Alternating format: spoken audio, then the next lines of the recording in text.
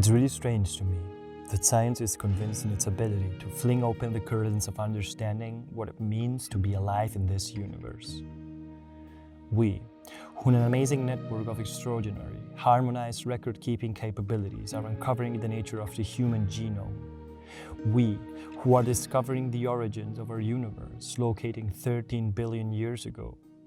We, who can predict tomorrow's composition of atoms in the atmosphere.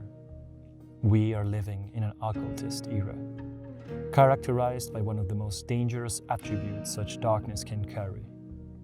We hide things from ourselves. The expansion of the scientific vision has created a framework in which we can assume to be experiencing a pure form of reality, and by doing so, we have decided what counts. We have decided what doesn't. The masters of science are diving deeper and deeper into a path towards reality which not only others cannot follow them into, but that is also actually going the other way.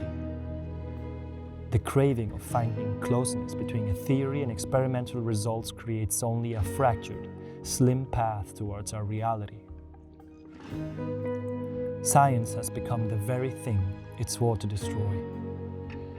The promise we hold is that through enough empirical data, we will be able to take a glimpse into the universe.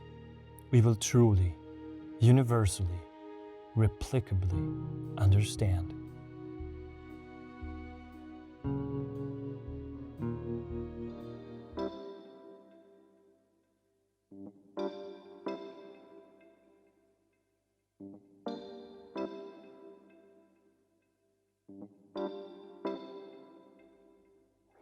Now, maybe I'm exaggerating. Science is undoubtedly one of the pillars of society, and as such, we cannot imagine existence without it. Even recording these words makes me feel like a traitor. It makes me feel like an astrologist, like a hippie, or even worse for the neo-positivistic branch of psychology, a psychoanalyst. Writing a scientific paper in psychology has passed from being a thrilling experience, passing through a tiresome translation, into being a straightforward parody. It amazes me how our trusted institution of science and its authority has taken over every aspect of our reality, and with that, our minds.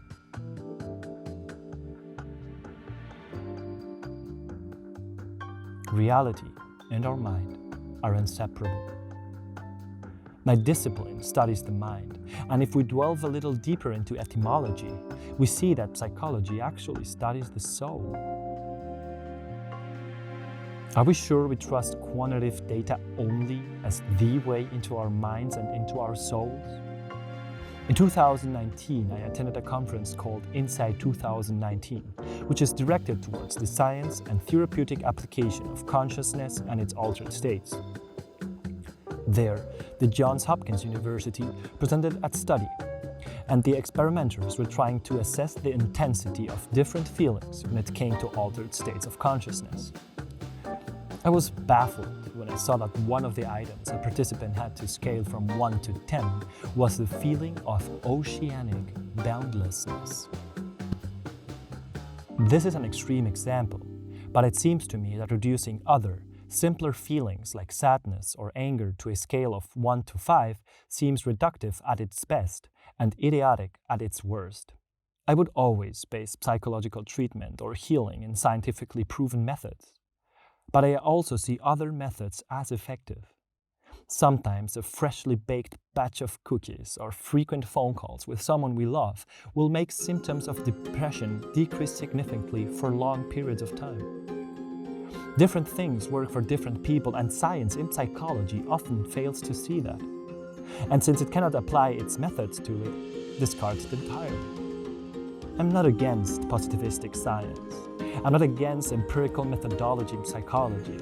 It can make relevant statements, predictions, and assessments towards an improvement of the understanding of the human mind and its treatment. I am against the dogma. I am against the radical faith and institutional jihad that psychological science is pursuing. Psychology fights so hard to be considered real science and has thrown away the forgotten methods that brought and continue to bring real insight towards the mind. Theater, meditation, shamanic rituals, conversations, dreams. The universality of such methodology is none. But it wouldn't be so crazy to say that things about positivistic psychological science as well, right? Can you extrapolate results of white suburban American groups' dynamics to humanity in general?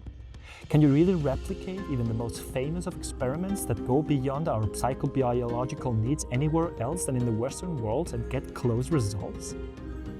The replication crisis is a real thing for a reason. Writing this paper, and most of the others, usually leaves me with one central thought.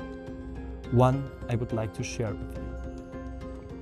If you want to understand the mind, and I mean if you want to really understand the fully blown mysterious phenomenon of our consciousness, science is one of the ways you should pursue, but it should not be the only one.